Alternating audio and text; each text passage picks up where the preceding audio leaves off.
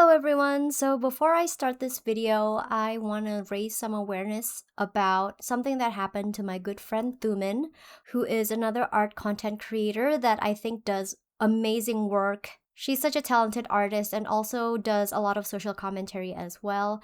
And recently her accounts have been compromised by a hacker that went in and deleted all the content that she's made for the past 7 years off her channel, as well as being able to gain access into her bank accounts, causing her to lose not only the hard work she's done, but also her literal savings. So if you guys want to help out, I will be linking her Ko-Fi account down in the description, as well as her tweet explaining what had happened to her account. If you could donate, that would be much appreciated, but if you can't, please just help her spread awareness about this situation. Thank you.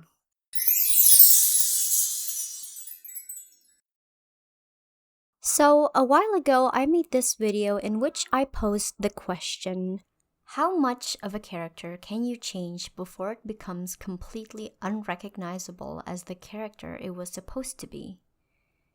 And how much of a story can be rewritten before it is no longer the story you are retelling?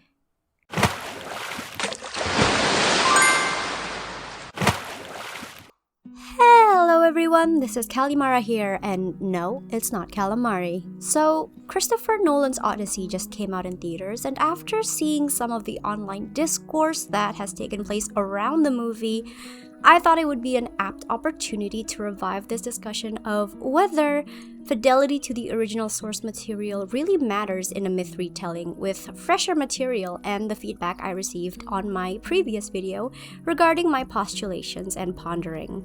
You don't have to watch that video to understand this one, but it would give you more context to the questions I'll be answering here. So go and check it out later on if you want. It's good background noise for drawing or chores. Just like the previous video, this is not a rant, just my musings, observations, and opinions. I'm not trying to dictate what is right or wrong, but further justifying my stance on why I dislike Greek mythology retellings, and perhaps some considerations for you to carry when creating your own retellings as well. So the primary criticism I've seen about Nolan's Odyssey is in regards to his creative decision to seemingly exclude any explicit inclusion of the major Greek gods, which were arguably integral components of the original source material, as well as some costuming choices. Now, I would say spoiler warning, but come on guys, the Odyssey has been out for 3,000 years now. That being said, if you were expecting Nolan's Odyssey to be epic the musical, you'll probably be very disappointed, because in Nolan's Odyssey, the gods seem to be relegated as symbolic or metaphorical. Zeus represented by the thunderstorms, Poseidon by the hostile waves, and even Athena, whom they cast an actual actor for, is purposely depicted in a way that leaves audiences questioning whether it was really the goddess Athena taking on the form of the priestess that was slaughtered during the siege of Troy, or simply a manifestation of Odysseus's guilt in his own psyche. Was she a deity? Or simply a coping mechanism conjured by Odysseus's mind? And Hermes? Well, maybe Hermes was the friends we made along the way. I'm just kidding. Obviously, he wasn't there at all, considering what an unsafe journey Odysseus had. So I think that's one detail that the original poem got wrong that Nolan's Odyssey got right. I'm being facetious, guys. But you know who does get an unambiguous portrayal as a physically present goddess? Calypso. You know, a physically desirable woman who is so completely enamored by Odysseus to the point she would take advantage of his vulnerability as a mortal to keep him with her in a way that still props him up as a man, while ultimately having no real authority over him despite her status as a goddess. Right. I don't know. I think Nolan makes the oddest decisions on which deities took precedent as being physically present. Because while the world of Nolan's Odyssey still consists of magic and fantastical beasts, it is also a godless world, or at least in the way that we generally understand the Greek gods to be in mainstream media. You see, in antiquity, the gods are simply personifications of forces of nature, natural phenomenon, and even the human experience. Therefore, a lot of their marriages and entanglements are simply ways in which the ancient Greeks attempted to explain natural phenomenon and the origins of the world as they know it. Because what is human consciousness if not constantly questioning the meaning and mechanisms of what we witness, what we experience, and what we desire? In essence, Hellenism is a form of orthopraxical nature worship, or animism, which is not dissimilar to many indigenous religions and some of the oldest forms of religion in human history.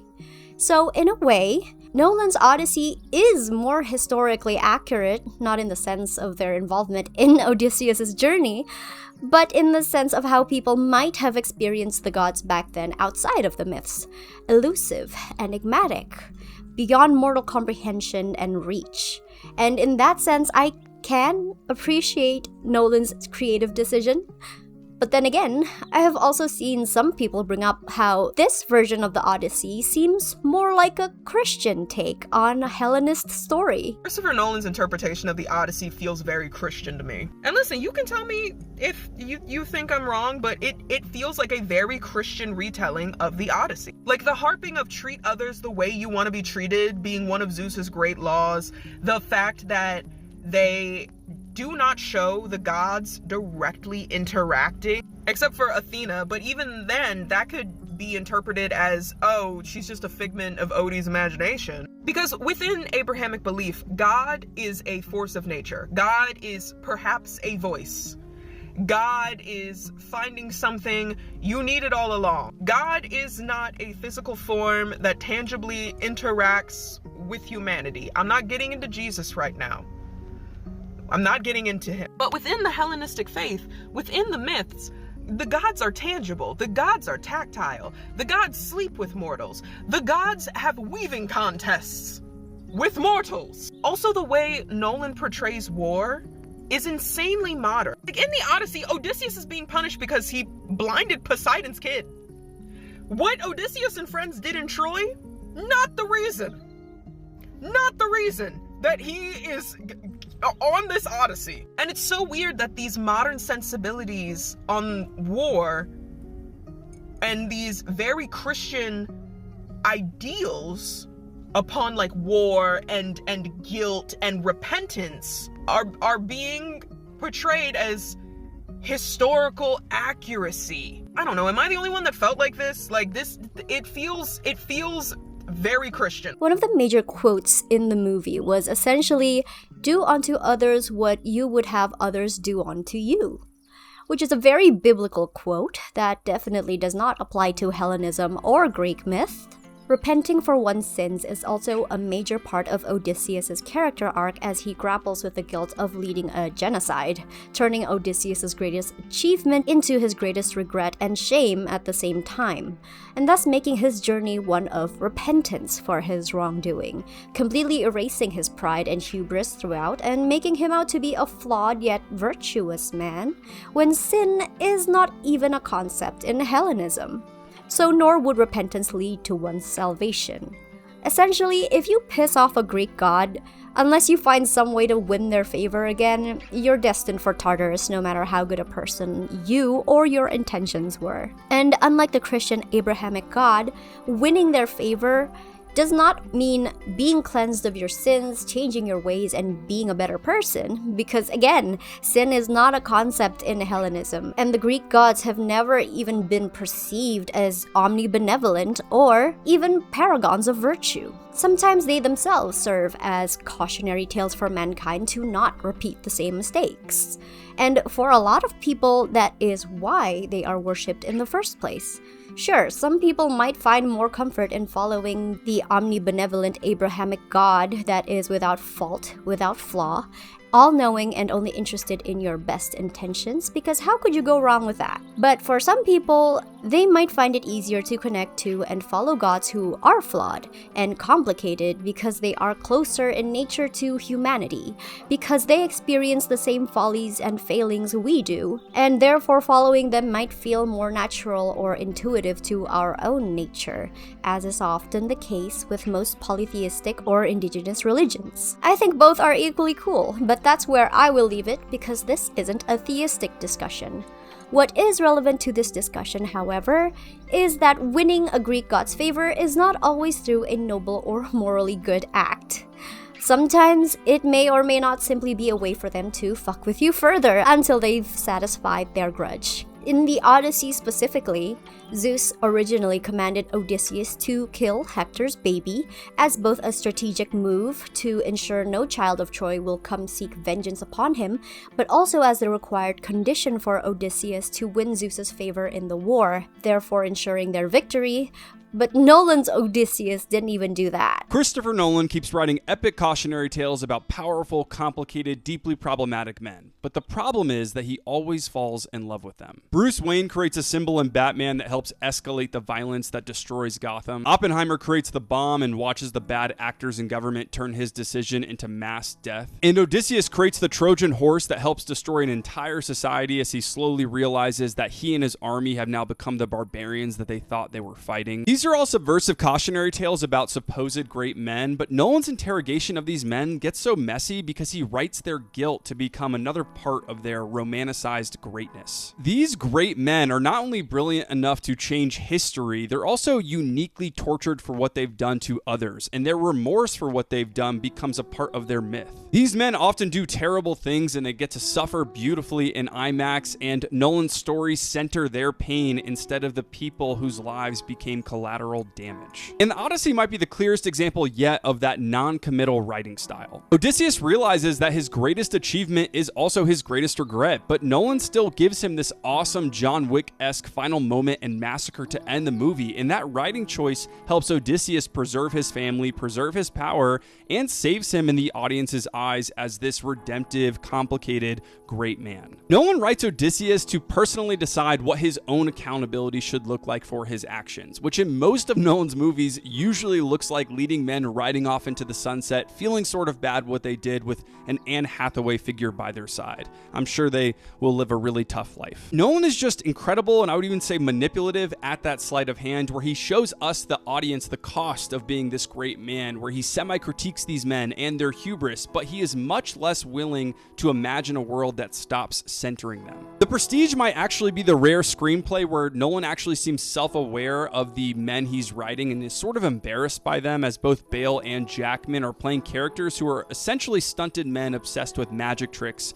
at the cost of everyone they love. And Nolan doesn't really give either of them a redemptive ending. So the Odyssey is objectively a massive epic spectacle, no one is doubting that, but it's also another example of the Christopher Nolan screenwriting problem. He wants to criticize historically significant men like Odysseus, but paradoxically, he is in love with men like Odysseus. And that lack of fully interrogating or exploring these men and their interiority or what they've done to others is why I think his stories are so convoluted, and why I think the discourse around Christopher Nolan movies is so toxic. And that's where I will leave the discussion of the narrative of Nolan's Odyssey, because this is also not a movie review. This, my friends, is a thought experiment. See, Christopher Nolan essentially turns the Odyssey from a story of triumph, hubris, divine intervention, and sheer human determination in the face of adversity into a story of regret, repentance, and trauma. It's kind of like those war movies that focus on the American soldiers and how they were traumatized by all the horrific things they did to the people in the country they were invading. But that's fine, right? As per my previous video, according to the Grattan Street Press, a myth retelling is essentially a new version of a classic myth that incorporates modern themes and perspectives. When creating a myth retelling, the University of Pennsylvania writes, the author may borrow from the original myth while changing other elements, take creative liberties with the story, and even change the genre, style, or narrative point of view. And while I dislike it, I acknowledge that myth retellings do have their importance and place in the world of literature. Not only because it makes mythology more accessible to the general public, but they also challenge biases and question traditional narratives. They provide visibility to marginalized perspectives, help readers reconsider traditional mythological narratives, and provide different perspectives. And this is just Nolan's retelling of the myth. So, semantically speaking, it's perfectly valid. But that doesn't mean I have to like it. This was just the most recent comment carrying this sentiment, but there were quite a few people expressing similar things, particularly in the fact that ancient myths were part of spoken word tradition that was not written down, and so they constantly changed. They said, "The ancient myths themselves are retellings of retellings of retellings, as all pre-literate societies have an extensive oral tradition. Stories evolve, get added to, dramatized, and sometimes even merge with other stories to become legends and then epics. That is how it has been. Every narrator adds their own flair, maybe even their own twist to make it more captivating. This is in essence how all societies functioned before the advent of writing.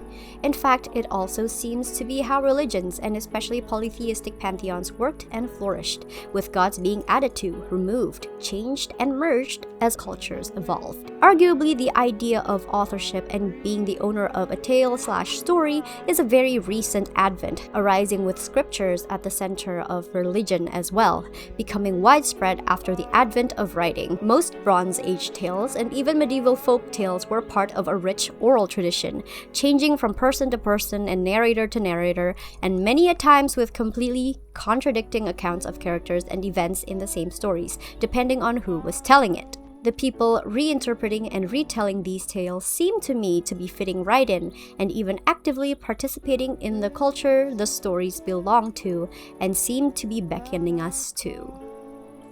And so, a question to you, friends. If one day every other record of the Odyssey disappears and all that's left is a British-American director's vaguely Christian, morally rigid retelling of this classical literature from a Hellenist society, would that be something acceptable?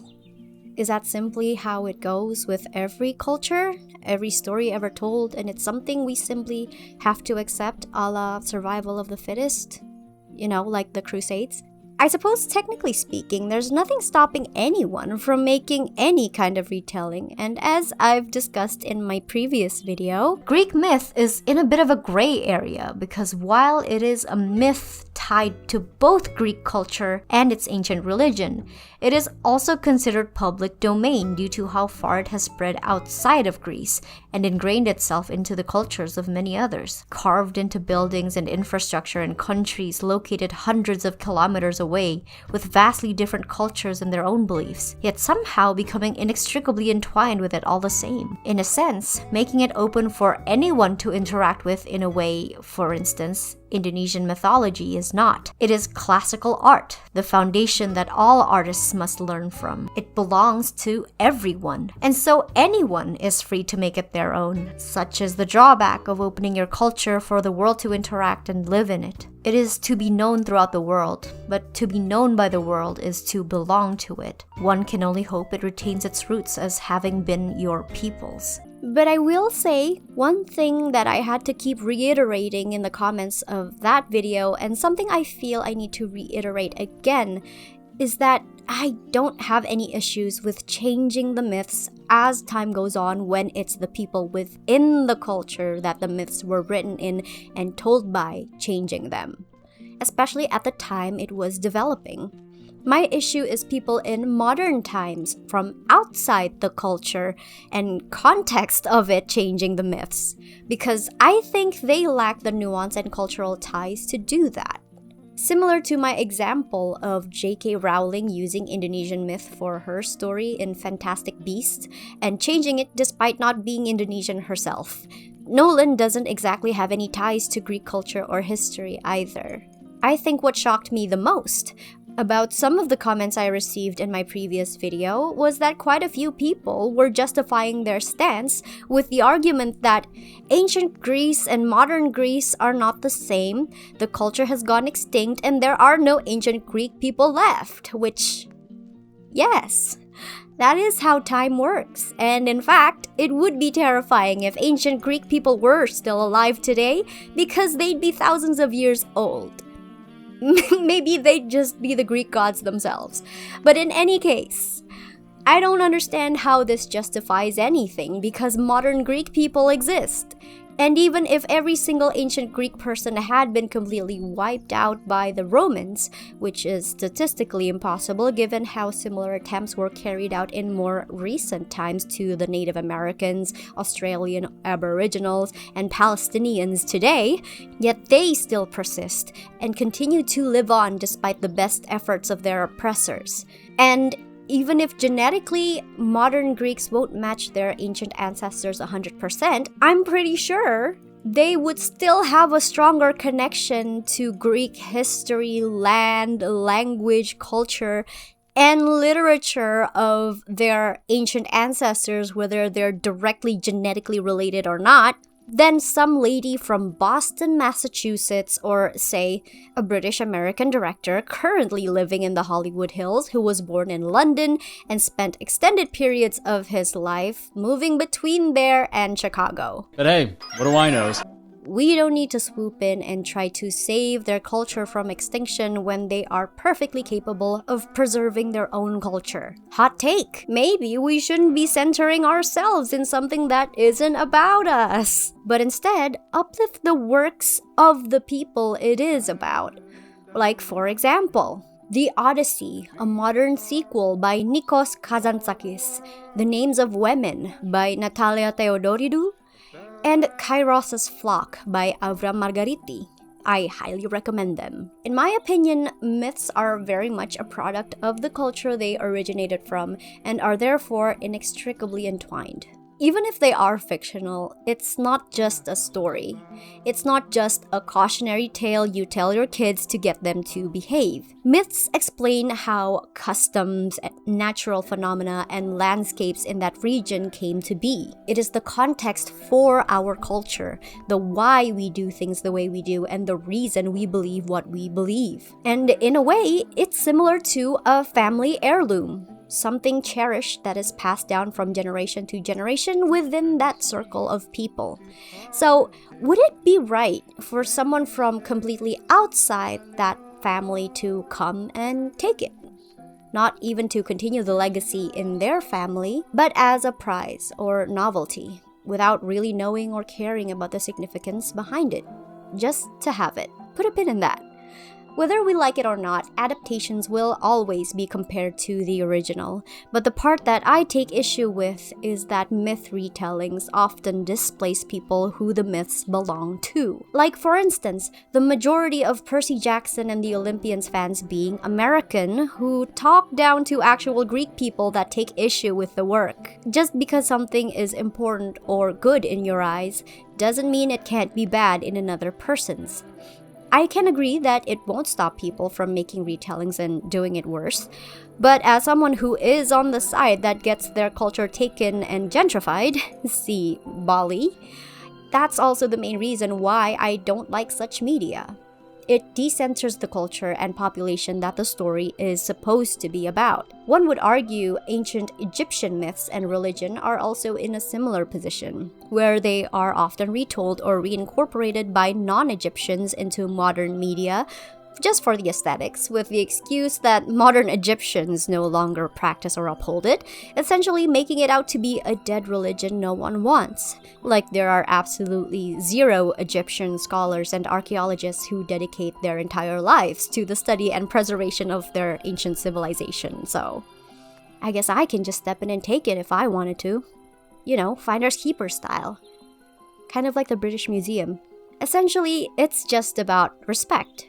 especially for minority populations who have had to bow to majority cultures before, like the Greeks did to the Romans. Because that would also imply it is acceptable for American settlers that came from Europe to retell and incorporate indigenous American myths into their cultural beliefs and religious practices because they've conquered it. And Disney's Pocahontas is a shining example of that. I feel like the way Greek myth is being used now is inherently reductive and does more harm than good for it because of today's pop culture, where the myths are taken and retold in novelty over actual cultural exchange. I've already gotten quite a few comments from people who are Greek expressing the same sentiment, and I'd sooner defer to their authority over their own culture.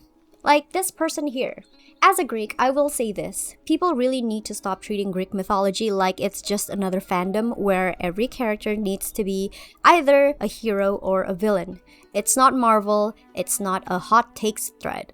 These stories weren't made to give you a clean, digestible narrative with a clear good guy and bad guy, because that's just not how ancient people saw the world. Greek myths are layered, contradictory, messy on purpose. The gods weren't perfect because they weren't supposed to be. They reflect human nature with all its flaws and beauty. You're not meant to stan them or cancel them like celebrities. It gets tiring seeing people latch onto one version of a story, usually the most dramatic or problematic, and using it as proof that all male gods are trash, or Athena is a girl boss who hates men. Like, it's just not that simple. The myths contradict each other all the time because they come from different places, different times, different storytellers. So respect Greek culture when wanting to make something out of it. And I couldn't have said it better myself. And that's why I'm more personally inclined to accept Epic the Musical as a retelling of the Odyssey than Nolan's retelling. Because with Epic, it's clear that while Jorge is adding his own creative spin and additions to the story, similarly making it his own thing rather than a faithful adaptation, he also pays a lot of respect and tribute to the myths and deities. Whereas Nolan's Odyssey, along with others who do these myth retellings like Madeline Miller through Song of Achilles or Rachel Smith through Lore Olympus, are simply using the myth as a vessel to showcase themselves as a creative. Like how good a writer they are, how good a director they are. Look at my vision. Look at how compelling I make these characters compared to the original. It's to uplift themselves as opposed to the actual myths that they are retelling, and fundamentally, I think that is why I dislike Greek myth retellings. A lot of these retellings are simply vanity projects for the individual, and so it is especially dubious when said individual is profiting off of a culture they don't understand nor have any connection to. On the other hand, Epic the Musical very much feels like a love letter to the Odyssey. You can tell that Jorge is genuinely interested in the myths and stories first, and then how he can play around and elevate the existing content to justify his own IP existing. To me personally, Jorge seems to care more about if he is doing justice to the Odyssey, whereas Nolan's Odyssey was more concerned about whether his vision carries through. One of these directors approaches the Odyssey with deference and respect, and the other one is Christopher Nolan. And once again, this brings me back to the point I made in my previous video. Because when you are retelling a story first and foremost, you are upholding a legacy and certain expectations. If you are retelling a myth, you have the added pressure of paying respect to the culture the myth belonged to, especially when you are someone outside the culture that myth originated from. No matter how much research you do, you will never fully grasp the significance or nuance of something, the why that a certain thing is significant, as opposed to just that it is, unless it is something you grew up with and were part of. And so, if these stories were to be completely separated from the IP they've attached their names to, because they are different enough to stand on their own merit if you change the names and the setting, would it have received the attention and acclaim that it did? And for this one, I already know the answer to, and it's no. There's an advantage to attaching yourself to a bigger IP. That's how I got my start. That's how most YouTubers and artists got their start, by making content on a topic that is already popular, a trend that's already going viral, that already has an established fan base that wants more. It's common knowledge that if you made fan art of popular ships, popular shows, or games, that if you wrote fanfiction of your favorite ship and made videos about popular movies or popular people, you would grow a following much faster than if you tried to do so with original content. In fact, that's how Disney got its start as well, by retelling fairy tale classics like Snow White, Sleeping Beauty, and Cinderella. That's not to condemn creators for doing the same, because frankly that'd be hypocritical of me, because 85% of the time, true creatives would much rather be known by their original work too. But that simply isn't what will get them an audience at the start unless you are very, very lucky. Humans seek what is familiar because, as our evolution dictates, familiarity is safety. We don't tend to prefer stepping out of our comfort zones if we don't have to, and this also reflects in the type of media we consume. Oftentimes, we gravitate to names and IPs we already know, movies we watched growing up, actors we already know we like, and are less likely to give original stories and new creatives a try. That's why Disney has predominantly been producing sequel and live-action adaptations of their own properties, which in itself were retellings as well, as opposed to creating new original work. Because as much as people would preach about wanting something new, something original, they are also less likely to pick up a completely original story as they would a retelling of a property that is already popular or that is based on something else. This was essentially the closing point of my previous video. However, I did receive valid feedback that I focused too much on the idea of there being one official canon regarding Greek myths, because as we've previously discussed, it is an oral tradition that varied even among city-states within ancient Greece, and so there is no one correct version of the myth for people looking to retell it to be faithful to. And to that, I would agree. Yes, it's true that the gods and myths vary greatly across different populations, and in fact, the gods were even referred to by different names depending on the city-state you were in. There is also the point that not all the Greek gods were entirely Greek either, because some of them were adopted into Greek theology from ancient Mesopotamia, Anatolia, Thrace, and so that in themselves brings into contention the ownership that the Greeks even had over these deities. And for this, I would like to pose a question in the same vein. But first, I have to ask you this. Do you know about the Mahabharata and the Ramayana? They are the two major Sanskrit epics of ancient India, revered in Hinduism. In a sense, they are to Hinduism what the Odyssey and the Iliad were to Hellenism. And just like the two Homeric epics, there are also many different versions of the Mahabharata and the Ramayana. In India alone, the Mahabharata grew from a short court tale into an epic of 100,000 verses over the thousands of years it has existed, branching into northern and southern manuscript traditions, as well as Jain regional and modern adaptations. But notably, the Mahabharata and Ramayana are revered in Indonesia as well as other Southeast Asian countries, because in case you weren't aware, before Indonesia became the world's largest majority Muslim country, we were a majority Hindu population, due to our strong trade relationship with India, because religion is funny like that. It doesn't tend to just stay landlocked into one place, and believe it or not, the spread of a religion is not always through violence or conquest, but rather trade. And with the introduction of the two epics into Java at the time, it shaped a lot of what Javanese culture is today.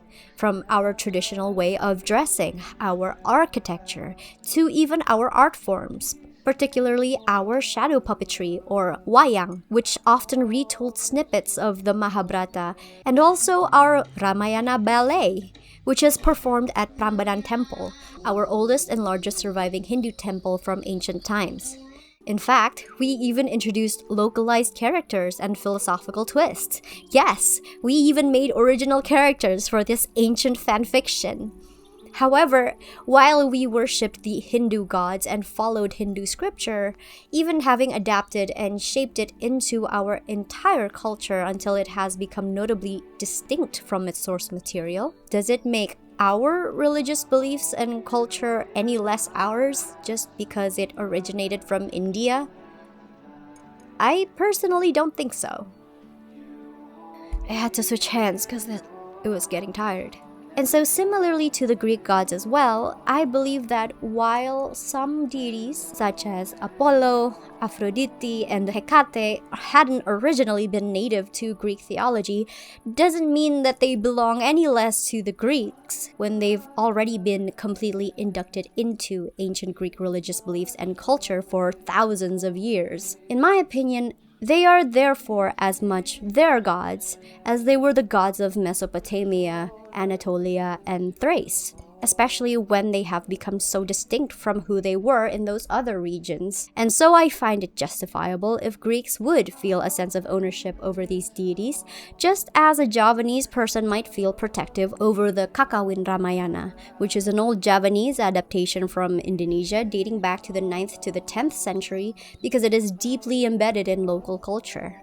Because yes, culture is often shared, especially when a nation or group of people share borders. Now, what about the people beyond those borders from completely distant lands looking to try and make something of these myths from this region that they are not a part of and not familiar with? Which is really the main question people are asking here. If there are so many different versions, then what is the one true version? And after almost a year of ruminating over this since my last video, I think my answer lies in that they are all true, which makes it so much easier for people from outside the culture to just pick whatever existing version there is. They don't need to be making up their own version or changing anything. There are so many options available to them already that they can just cite. And that makes it easier for everyone. However, this is the big thing that I believe a lot of people miss, especially people from previous settler colony nations like America or Canada or Australia. It's that there is a massive difference between sharing cultures and taking it. Remember that pin from earlier? Well, let's finally talk about it. So, perhaps you may be familiar with a fellow by the name of Tyler Catastrophe. If you're not, I made a whole video about him a while ago, which you can check out, but in that video, my main focus was Tyler's claim to be Two-Spirit, which is a modern pan-native term that serves as an umbrella term for the many identities and experiences unique to LGBTQIA Native Americans, intended to emphasize the importance of Native identity in LGBTQ+ spaces and to replace offensive labels applied to this community by colonialism. But here's the thing. Tyler is not Native American. And it is important to note that Two-Spirit is an identity exclusive to Native Americans in recognition of Native culture and history, and the importance of reclamation after colonialism. I'm a beadworker who is not a recognized member of an indigenous tribe or nation, which is actually why I bead the way that I do. It's why I avoid beadwork with fringe. It's why I avoid the tight, repetitive beadwork that is often seen in Native work. It's why I avoid traditionally Native motifs like the 4 directions, and the bold, opaque color schemes that are often seen in Native work. And if I showed you this necklace that was inspired by a couture designer, put it next to something like this and ask you which one was more likely to have been made by a white man, you'd probably say this one.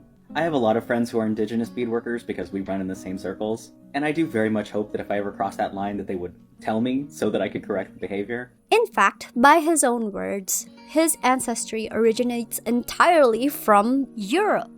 The very people who caused the genocide, displacement, and suffering of the very culture he tries to claim, as well as one dubious claim of being related to Edgar Allan Poe. Family history is very large and complicated, which of course has a lot of downsides, but it does have the small upside of being related to a lot of dead famous people.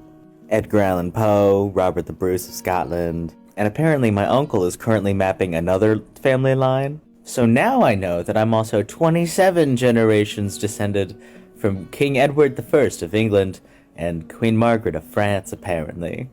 At most, Tyler claims that he has permission to identify as Two-Spirit from his deadliest auntie, who is Native American, which might serve as a defense for his claim if not for the fact that this auntie is not actually related to Tyler, but rather someone he is close to that he considers an aunt.